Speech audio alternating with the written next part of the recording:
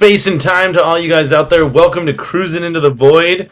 I am Nagy. Here with me is the Thresher Shark himself. How we doing today, Mr. Fish?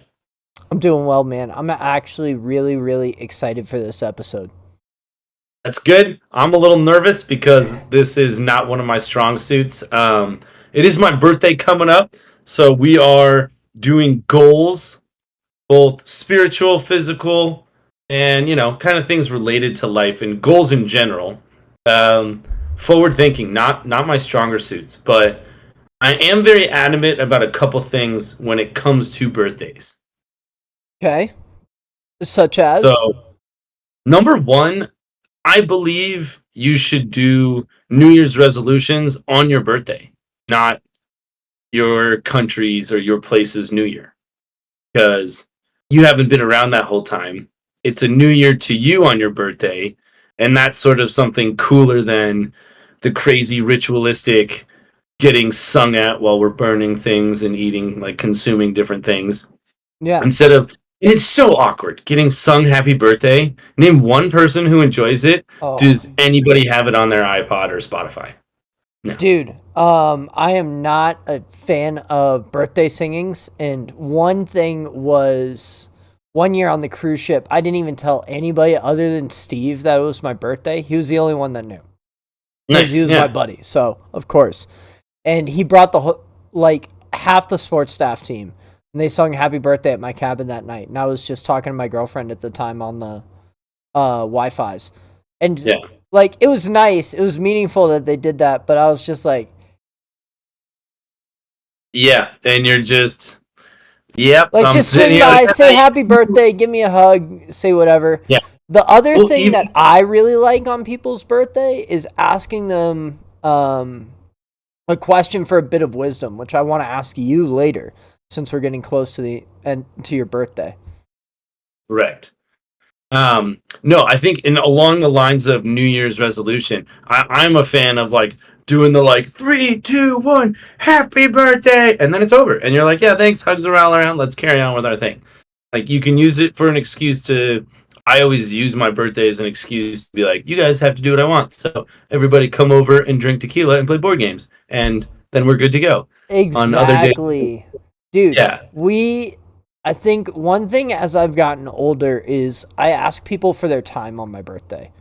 Do what I want to yes, do with me. That's what I want you to do. If it's going for a yeah. run, going for a bike ride, whatever. I want you to do what I want with me. Give me the time. Don't buy me Yeah, anything I new. don't. I don't Just give want me the time a of name. day. I don't want a present. Maybe a card that says "Hey" or like in the mail. Fine, but yeah, like you said, the perfect gift is give me your time to just do things. That is the most precious gift you can kind of give as Hmm. an adult of that. So I do truly believe that. And then along the lines of Alice in Wonderland style, like it's my birthday, but it's not. It's your unbirthday. So my gift to you is getting you together to do these things. Like, yeah, it's what I wanted to do, but I'm giving you an experience too, or I'm giving you something as well. So that in mind, it's a good time for kind of self-reflection of I'm turning 35. I'm officially announcing my presidential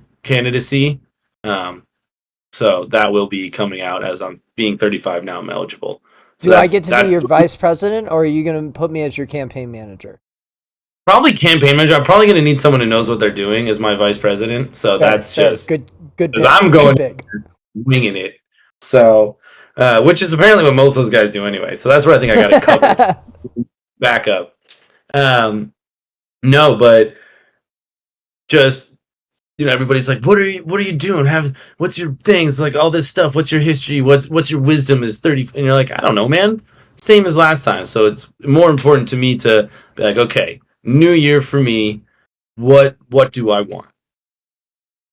So, what did you feel like starting with it? Because we got spiritual, So physical.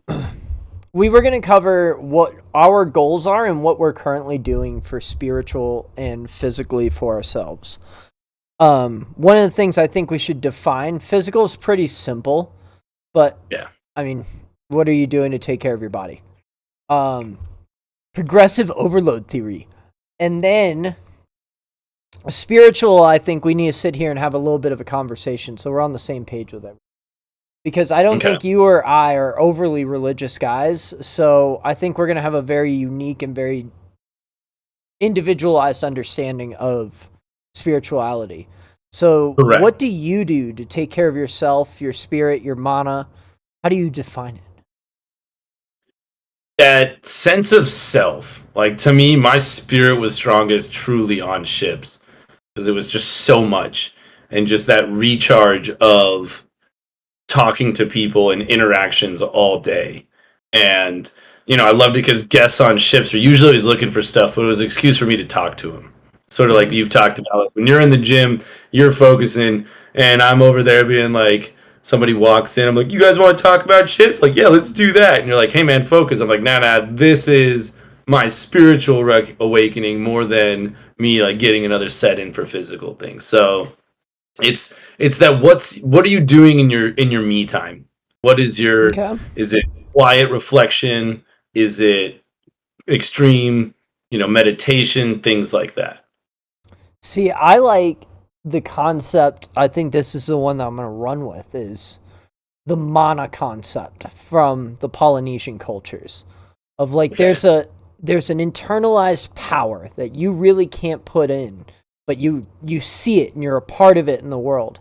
And I think my spirituality is how do I become that sense of reality with the world? How do I become the most version of understanding the intangible between myself and the world, right? Is that a fair assessment? Okay, yeah. I You can kind see of get that. what I'm saying? I think those are kind of walking down the same path. Yeah. I think that's both how we kind of defined it is how our good vibrations work with the world. Right. Okay, um I dig it. And then physical, like you said, is pretty set forth of just I taking lost. working out and Yeah. doing things and Yeah. throwing kettlebells over your head or doing whatever you want. Um so Do with they do you that, think it ties them together though? Because there's a lot of for people like my meat. that's a very interesting topic. And for me, it ties the two. The two are very tied together. When Because I that's what I am was. when I am in my fittest states, I have had my greatest moments of transcendence. So, my one true out of body experience I think I've had in my life was when I did one of my half Ironmans before. I did a 70.3 Iron Man, which the distance for those of you guys at home is a 1.2 mile swim, a 56-mile bike, and a 13.1 mile run. You do those back to back. The second the gun goes off at 7 a.m., you go until you stop. There is a 8 hour time cap for it. And the last one I did was one of my faster races, and it was a 5 hour race. And the whole time, it was very out of body where I was just watching myself do it. You know what I mean? Like I Like in the just or were you just like there I'm going. I'm just trucking it along. was almost as if I was in a third person camera, you know? Like I was just watching myself go through all of this, just letting my body do what it knew how to do. Like just Hmm. going to a weird sense, I'd say the highest flow state that there is, you know? Was it from like the beginning, or was it like when you're in like exhaustion and your brain's all tripped on, No, the so it kicks in right around when the adrenaline wears off, you know? there? So the gun goes off and you have 30 minutes. Most people do the swim in about 30 to 45 minutes in that range. And I'd say once you get out of there, you get a big kick of adrenaline again once you get on the bike. And I'd say somewhere around mile 5, 15 minutes into the bike, you're about 45 minutes of working out at this point. Your body just kind of settles into this state where it's just going to hover for a Right. long ass time, you know? And that's about where it happens. Yeah, and that's what they talk about as being like the zone. Alex Mm. Honnold talks about it when he's climbing. He's like, my adrenaline should never be spiking because it is like an endurance thing. You want it to just be cruising, and like you said, you're just in the zone. Your body's just you could be falling asleep because your body's just doing what it's trained to do. Respect. Probably will never get that. If I do, go me. But I'm not. As a Oh, goal, I'm not setting unrealistic expectations. you could totally get it. You could definitely do it. I bet you, you know what? I bet you used to get it at some points when you were in the wind tunnel and you were training a lot. It was. It would always be like after. It was always the reflective of post physical exertion because those the wind tunnel, the flow rider, those things. That is a lot of adrenaline. There's a lot of safety factors where maybe if you're flying doing your own stuff, cool, but as far as like training and teaching other people, your adrenaline is firing so much. So for me, it was the end of a long day. People are leaving, they're buzzing, they want to sit and shoot the breeze forever, pun intended. And you are just like riding that physical high, that social interaction. Then they leave, and it's just like that's when you're just like it kicks into me, and that's where I was like, yeah, full bars here, babe, of just vibing on life because everything went good. Like that Yeah. to me was what kind of built it up for it. Okay. All right. Yeah. Interesting. All right. So now that we have that defined in that conversation, what are you working on yourself right now spiritually and kind of what are your goals? So my main goal this year is to learn how to belly roll. Like diaphragm, just belly roll. That's all I want. Simple.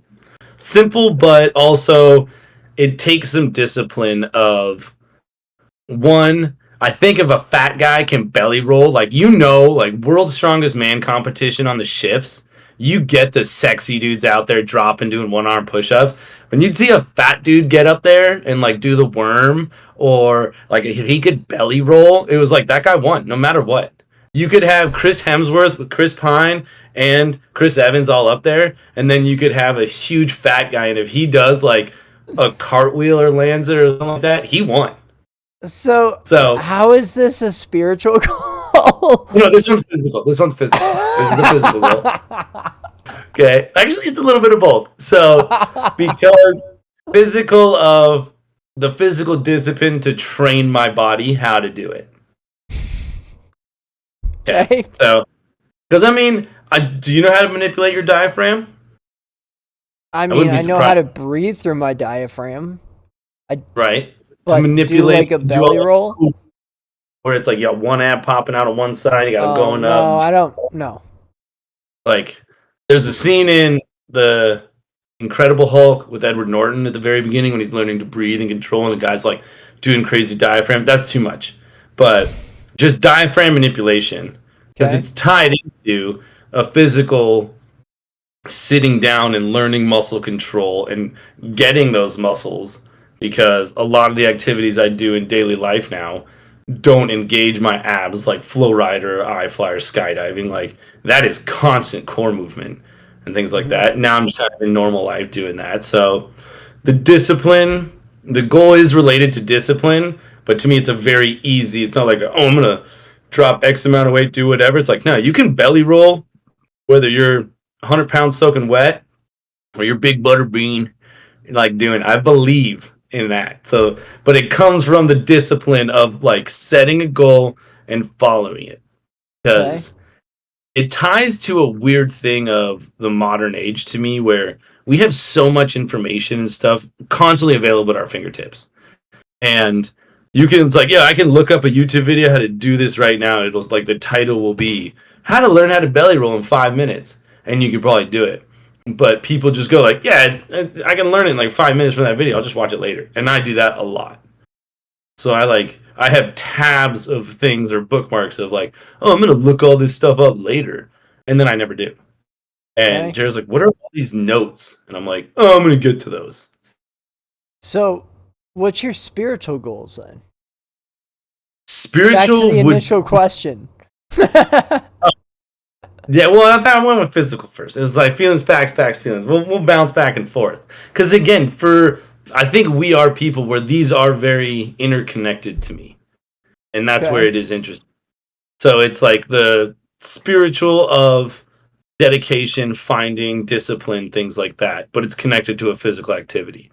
Same thing where if I want to start my goal of getting a more concise regimen of and a daily routine of, right now it's wake up, brush your teeth, get ready for work, pack your lunch, go to work, come home, shower, get the kid, entertain the kid, go to bed. Like, pretty standard routine. I want to start adding in small things that do start taking care of me more me time besides the times when we chat or other times like that. And And you're gonna fill have, that time with belly rolling. I mean, among other things, but not too many other things because we don't want to overload. And then how's the belly roll going? Like, I got the top, but I can't. But yeah, belly rolling like that because Jared can do it and she mocks me with it. And I get so angry when she's just like, oh yeah. And then she's like, mwah, mwah, mwah, mwah. And I'm like, you son of a gun. And I was like, you know what? I'm going to learn how to do that this year. So it's coming, babes. It's coming. All right. So back to question A. Question 1, if we're going numerically as opposed to alphabetically. What are you doing for yourself spiritually to grow? Pretty sure. So that's going to be regimen and discipline, finding discipline. And then what's related to those is implementing more me time, but then also implementing time where Jared and I go socialize. Because to phone things in is so easy. So for me, getting those spiritual recharges of going out, because we've gotten way too comfortable of, you know what, let's just blame the kid. Oh, sorry, Chris. We don't really feel like doing that.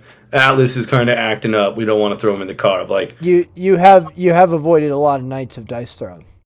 We do have a 2v2 game to settle. Yeah. Here. We just got another box, so we're super ready. Ooh, who'd you get?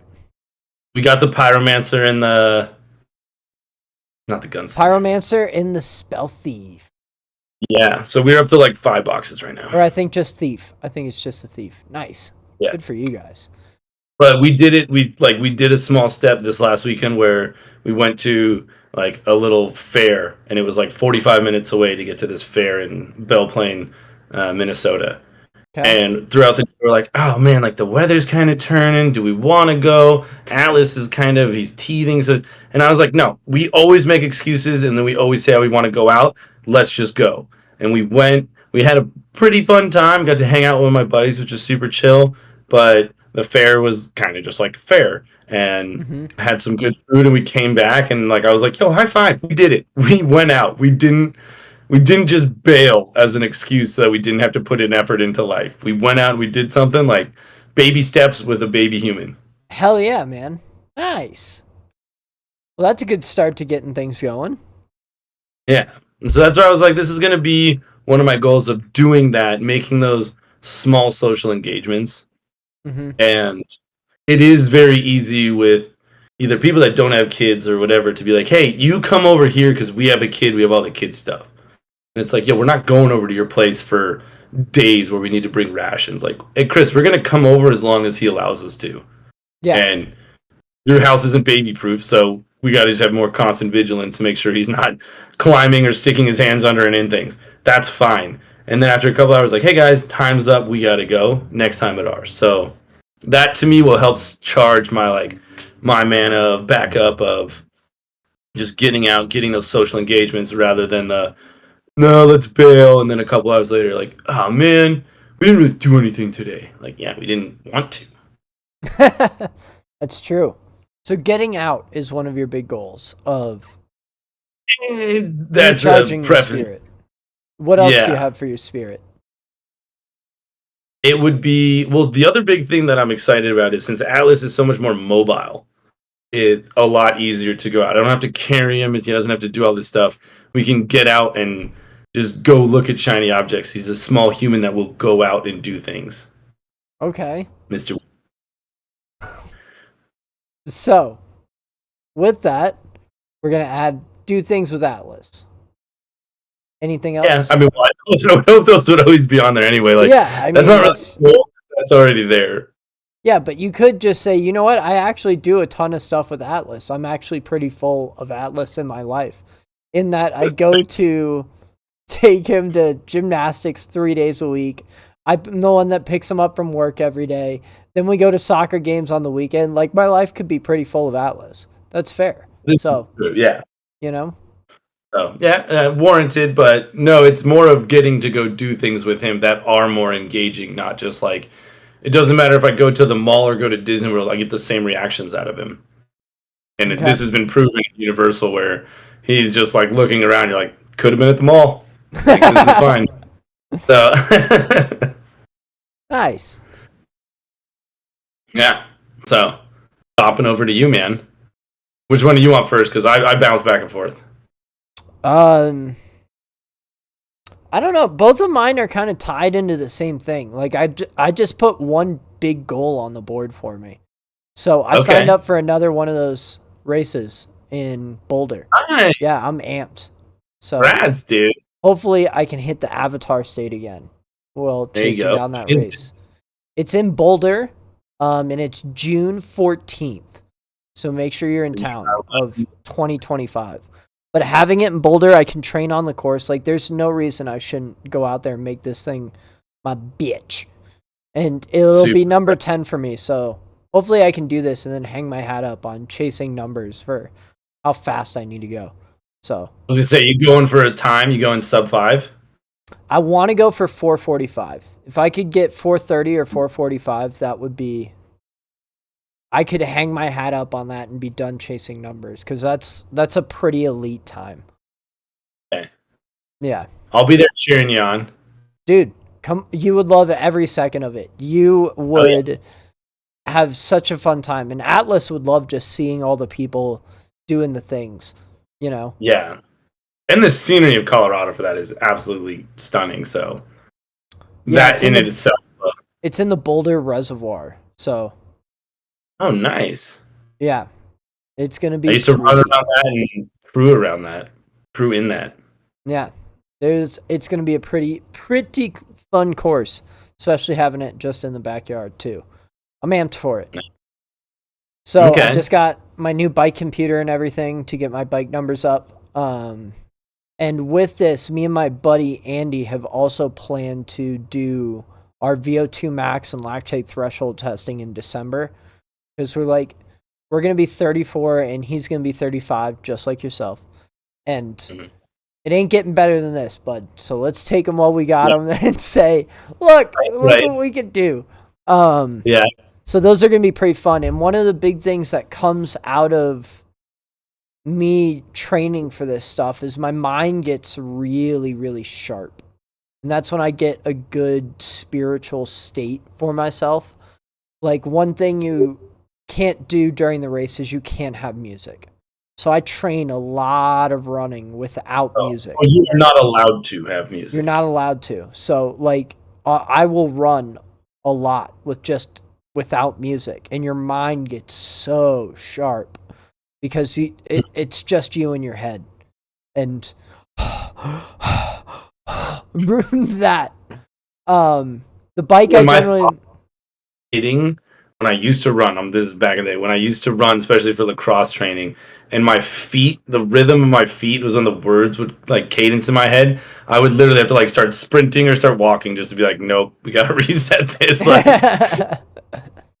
But yeah, so that's gonna be really, really fun. The biking, I kind of give up music on the bike about a month out because even that, you still have a lot of people around you. So, I mean, I have been known for singing Lil Dicky in the Peloton. That happens. If you ever find me out on the race course, it's either that or Lady Gaga. And most people are giving me looks, but somebody's got to keep us entertained while we're going up the hill. All right. yeah, And yeah, I respect that. Well, I mean, she's got the steady rhythms, and that's what you want, those 130, 140 like beats per minute. dude, it is so much easier for me to sing Poker Face or Professional Rapper as opposed to listen to my legs scream at how much fun they're not having. Yeah, fair. I used to get lots of stares in the gym because when we would do cardio, I would always listen to stand-up comedy. Yeah. And so I'm sitting there on the um, machines and laughing. And people are just like, yo, this guy's going nuts. And I'm like, yeah, because Chad Daniels is over here killing it. And I'm like giggling and like having to stop because I'm like cracking up and then restart. The next joke like start coming. Nice. And so, what do you have physically then, as well for you this year? Since we've kind of covered my whole goals of to hit that avatar state again. Yours are just the same. It is just the spirituality of getting in shape for. Is it an iron? What is this? It's a I don't half know. It's Ironman. So, like, dude, I'm telling you, there's a bronze weird. man, There's brass man, a what? brass man, Bass man? brass. It's not iron. It's not copper. No, it's It's a brass. half Ironman. That's what it's. They just call it the 70.3. But Okay. Just whoosh. All right, we'll keep going. it's just going to be the transcendence of like hitting that number. And then also, there's a little part of me that's like 20. I think I was 23 when I started doing them. 23-year-old me of like, if you can do it, why aren't you? Like, I can't explain to him like I'm just too lazy. Like, I can't give him that answer, you know, Right. because he's Yeah. like, motherfucker, I've been. Do you know how many bike rides we've been on to not hit this number yet? Like, come on, dude, you're right there. So, I think that's gonna be the exciting, fun part about it. That's gonna happen as well, and that's a spiritual part of like hitting that inner peace of just Right. hanging up the hat and being like, I'm good. I did it. Okay. So that'll be interesting because then in a year when we do this again, it'll be interesting to see what your goal is because it's like, oh, hung up the hat, I got it, or no, I didn't, I'm going again. But now you're gonna get it, so it'll be interesting to say, all right, what's the next one? That's Oh, how long is this gonna ride out? And you got to give me a month afterwards, though. Like, you got to give me we'll some finish. time to think about it. I can't just Then put it you- right on the vision board the next day. Nagy's gonna walk in like, "Hey, bud, chop chop," or I'm gonna be getting off the bike going on to the run, and he's gonna be like, "Hey, buddy, what's the next goal? You realize I still got 13 miles to run, pal." Yeah. Well, figure it out. Yeah. You got 13 miles to think about your next goal. No. So that's cool. All right, I dig it. Yeah, that'll be very interesting to see. Because yeah, when you set in a goal and accomplish it, it's like, okay, you're not just like done. You're gonna have to come up with something next. But this is I've never been the forward thinker. This is why I love ships. Because you worked until a month before your contract ended, and then they handed you the next one. So I didn't have to plan anything. All I planned was like when I'm getting home, who am I going to see? How much time do I have? And then where do I have to be to get ready for my next ship? And then back. It was so nice. Just no responsibility. And Jared and I would switch off who had to like coordinate checking in and flights, all that jazz. But that's such minor life things. Now it's like, hey, how are you doing setting up your 401k? And I'm like, oh, life? No, I'm not looking that far ahead. That's fair. So What are your other that's what physical goals? Do you have any others? it absolutely. It's just getting rid of the dad bod because it's I understand how it can come in with the discipline, especially as me having the excuses of not going to the gym and spending time away from Atlas and Jera and things like that. So I'm at home and didn't have the discipline to do small things around the house. I am kind of one more of those people who are like, I need kind of that perfect mental space to accomplish a task. If I want to go to the gym, I would rather go to the gym, crush it out in 45 minutes and leave. If I'm gonna do it on my own time, like, hey, just pick it up, do 25 push-ups here or there, like do some of this. Like on ships, again, easy to just sit there, like, all right, I bet I could do 10 push-ups before these guests get up the stairs and have to check them in. Like that kind of stuff was different because it was like small challenges. When I have too much time for my own devices, I don't have the discipline to be like, all I need to do is just 20 push-ups and 20 squats right now, while there's, because there's no more commercials. Mhm. So it's not like you're doing that. And I'm not playing online video games anymore where it's, all right, before the next lobby loads, crank out some workout. So finding the time to do that and get rid of the dad bod because pretty much my only workouts are carrying Atlas around. So upper body, nice, chilling, carrying 22 pounds around for the most part. It's only going to get more and more. I do want to be one of those dads that carries them until way too long in life. Like Dad, I'm 15. Like, I know, I'm just going to carry you till we get to the front of the roller coaster line. Like, I need my upper body workout. Like, things like that. But other than that, it's like, you get the dumbest habits. Like, I started bird watching because you can only do very simple tasks with a small human. So Okay. now that he's getting bigger, um, my favorite thing is his running speed is now faster than my walking speed. So we get to move a little quicker. And then he's getting his balance there, so I can get him a little strider bike. So now I can kind of start jogging. So it's going to be collaborating with him to start doing more physical stuff around where, hey, we're going out to walk the dog and do stuff, but I don't have to wait and let him pick up rocks every 10 feet. He can be on his strider. Now he's trying to get distance, and now I've got to keep up with him.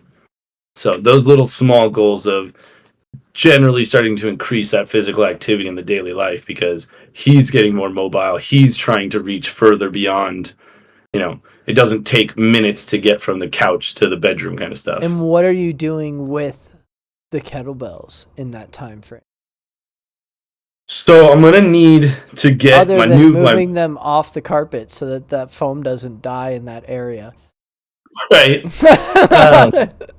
So it's finding a new system because my backpack is starting to like break from putting the 45 in on the walks. Like it's too concentrated in one spot, and I like strap it all in, like we're good, and then jump down like a little curb with him, and you kind of like feel fabric starting to be like, we're not really supposed to be doing this. So that otherwise, besides swinging Atlas around, swinging those guys. Well, you can look into those Rocket backpacks. They have backpacks that have plates that go into the back. So it just feels like the plate is strapped straight to your back, and it's so easy to walk around with them.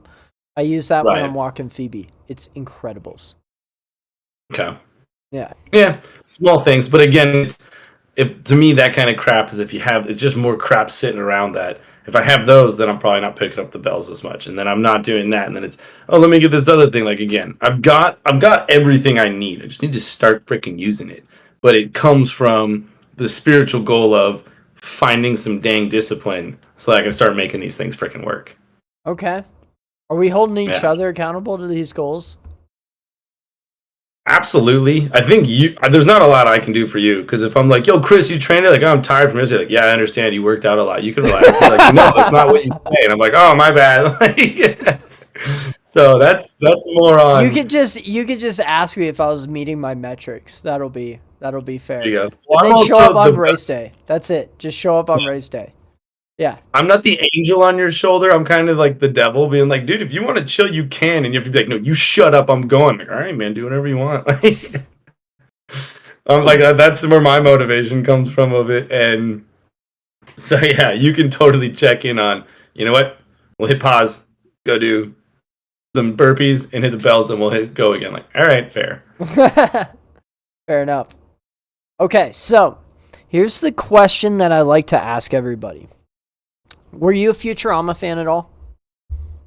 Bits and pieces. Okay. Nothing like to the core. I think I got the general concept. Do you know of the character Lars? Jamaican guy? No. Swing and a miss. So, Lars is Fry from the future. He's all bald and has a beard.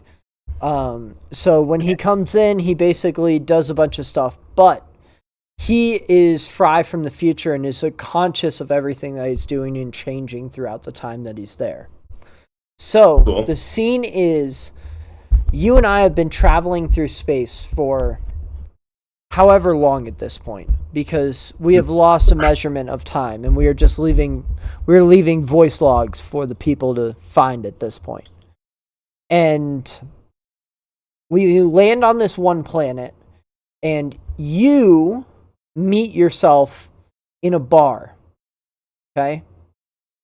You go back in time and meet 24-year-old Nagy in a bar. Okay. What advice are you going to give him over a beer? So you're going to buy him a beer. You're giving him some life advice. What are you telling him? But he doesn't know it's you. So he is just perceiving this as some random guy in a bar just bought him a beer and is giving him some life advice. So what do you think you need to hear at this time? Mm. And also Okay. keep in mind how you're going to listen to it. Yeah, yeah, yeah. All right, we're gonna have to get a You can TV take a moment. timeout. That's fine. That's fine. Okay, wow. So 24-year-old Nagy was in a lot of very unique situations. So I just finished. I turned 24 at the summer camp where Jared and I met, and then we did like a year apart. I worked for my dad, and then we went back to summer camp, and then Jared and I kind of started our lives together. Um, so it was very transitional, and then after summer camp, jumped on ships. Ships led to life as we kind of know it. So still pretty insanely impulsive, but the only goals I had in my 24-year-old brain were make enough money to go see Jera, have enough money to go back to work, keep working, get to the next year of summer camp, and then again, future me knew that after that year, to my 25th to 26th birthday is when we jumped on ships. Okay. So I think my advice would be when I found the job on ships, we had just started. You're looking at the paychecks we had. We didn't know how much we'd be actually saving because, again, you're not spending anything. So you still see it as a tiny amount, not what it builds up to be. So my advice to me would have been like, hey, man, there's a lot of small experiences you might miss out on life because you're always looking at a monetary amount and not appreciating the people you're with, the places you might be, and things like that. So our first trip was to Alaska, and we skipped out on all the helicopter rides Mm-hmm. because they were like $400 or $500, and I was like, man, that's a week's pay. Yeah. I don't know if I want to drop that and do that, but then when we went back later times, it was even more expensive than that or whatever. It wasn't with the same people. The glaciers are melting, all the things like that. Like all these small things are changing, and the people on ships would say, "Hey, we're going to go do this excursion or do this thing." Like, no, I think I'm going to pass. And I never saw most of those guys again. Mm-hmm. So just to say, like, there's time and places to spend money, there's time and places to save money, but you'll never get back those people in those situations and that kind of thing. So And it how are can you telling this to you over a beer? That's saying almost verbatim, like, hey man, there's a lot like money. We've been driven to chomp at the bit and find money hand over fist, but you can't ever replace the memories that Okay. you might have.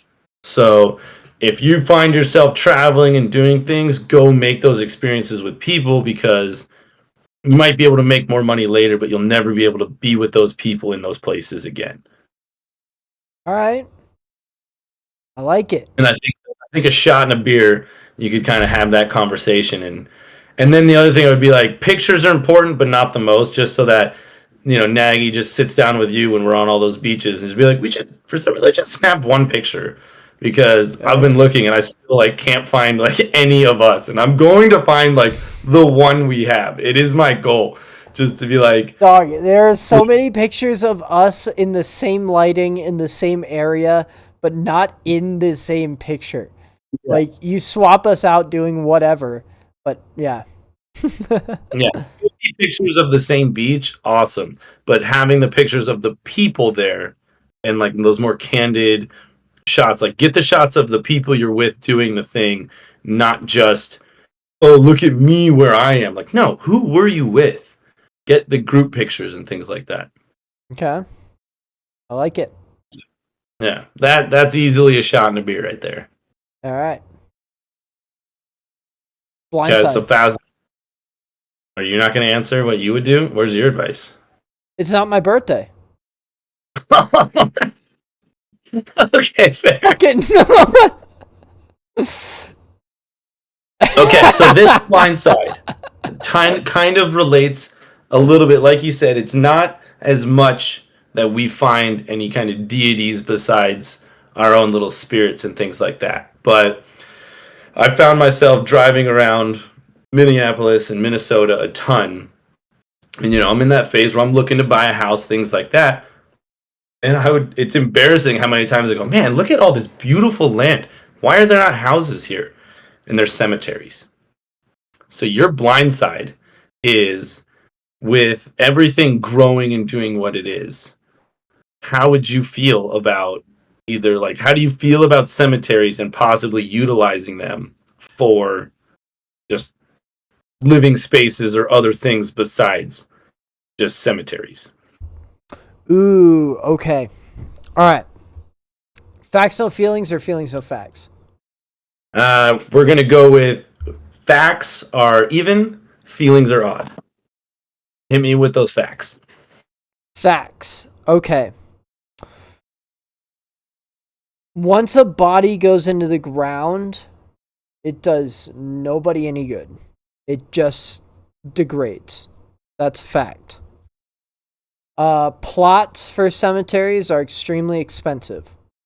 Wood for the caskets is expensive. Grave headstones is expensive. So the whole idea of cemeteries is genuinely expensive.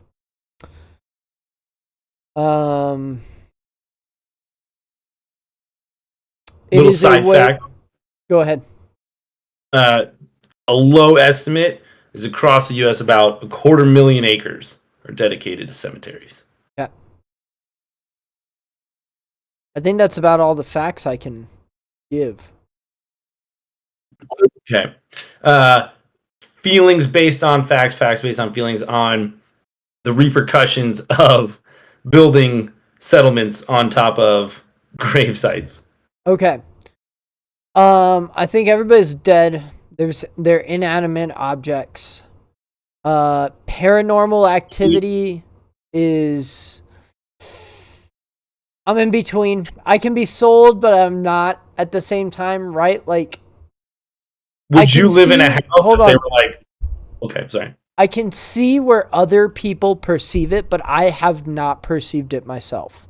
That's how that's the statement that I'm gonna give on that.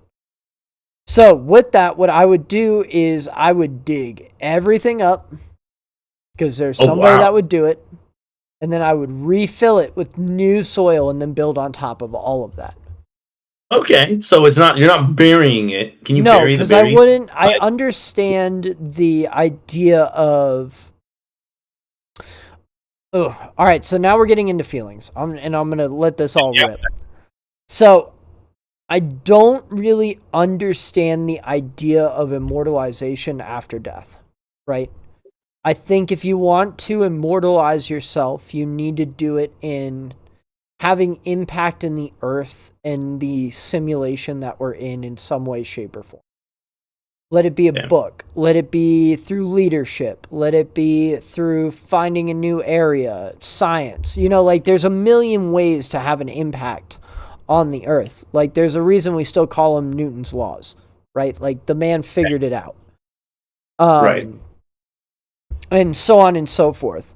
I do not think we need to waste space on this earth by immortalizing a dead body and making an eternal space on this planet for someone, because we will all be lost in time. Right? Because here, you're going to see, let's say Nagy dies, right? I come visit Nagy's grave. That's for me. Grandkids, right, if you made it that far, may come see you every so often. But then after that, who the fuck cares? They're not going to come see great-great-grandpa's grave, Like, we are all going to... I had this realization one day. I was watching a documentary, and there was this guy wearing a Patagonia shirt and drinking a Budweiser, looking at these bones and going, man, they had burial ideas because based on this, that, and the other, and this is how they were doing things. And that's all I'm going to be, is in fucking 1,000 years, a sack of bones that some dude's looking at, drinking a Budweiser, smoking a joint, going, he must have had a lot of calcium and drank milk. Look at these bones. Right. Or that he's He gonna must go, or he's gonna yeah. go, look, we all found them in one area. They believed in life after death. And that's it. Right. That's all I'm gonna be, is dust in the wind. Yeah. So Okay. I think the idea of like gravestone and headstones, where I understand if that's what you want and that's how you want your life remembered, respectfully. But burn my ashes and leave me somewhere. Like, go dump them out in a field and have a move on. You know, like Right. that's what I want. Okay. And I can respect. I really like that you said you dig them up because you're not burying them, and I No, think that would change a lot of people's minds. Like even I'd be like uneasy if like, yeah, you're buried on like your house is on like 20 plots versus like, yeah, 20 plots are pulled up and gone, yeah, and it'd kind of be weird if someone showed up and they had a casket like, hey, here's your great great grandfather. Like, oh, okay, we'll figure out what to do with this.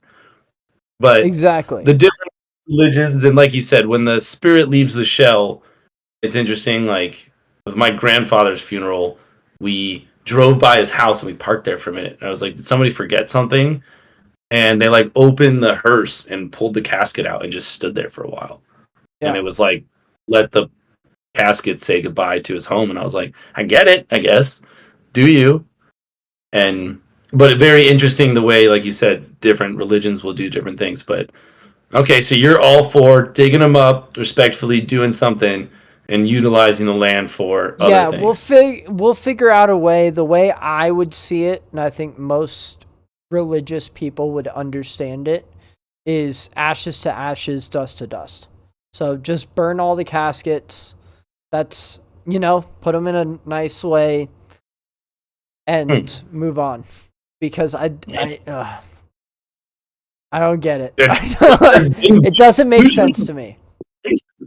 What? So I was like, I said like a cemetery is usually in a really nice place. Right? So it's like, In a great neighborhood. yeah, Like okay, yeah, I don't know. I'm also a big fan of the old the Viking death. Put me on a boat and shoot a flaming arrow at me and let me go burn out there. without I'd be so down. Nagy, if I die too young, that's how I want it done. All right, I'm you've got it here on this. in trouble, but notarize it, I'll do it. We're no, it's on the podcast. I've said it. You've got the verbal agreement. Just All right, I'm down. put my shit on a boat, let it out to wherever, and shoot a flaming arrow at it, man. Oh gosh. Tell me a more epic way to go out. Every open casket you go from then on out is gonna be like, man, it could be on fire. This would be better. Yeah. I'm super down for that one as well. Of like, yeah, you can burn it, do stuff with the ashes, or at least make it a cool fire. But okay, otherwise, I want to be a tree. I like That's a the good tree one. idea. That's a good one too. Jared, I said that you would do.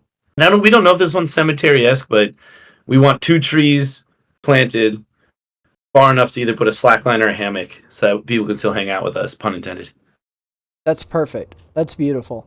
Yeah. That's beautiful. Nice. And well, what do you want to leave the people with? I don't know. With that, I want to say, you know what? I think here's a good summarization of that blind side too, and the spirituality thing is find out what makes you buzz at your highest vibrations. Whether that is something greater than yourself, which it sounds like both of us are trying to chase down, or if that's something that just makes you truly happy on this planet. I think one thing that both of us seem to thrive on is that it is something greater than us, and that's proven in how we want to be left behind, or lack of left behind, Right. yeah, with that one. So, yeah, think of something greater than yourself. And in a book that I read once, they said if you're going to bow your head to a mountain. Love you, buddy. We'll see you next time. Thanks for listening, guys. All right.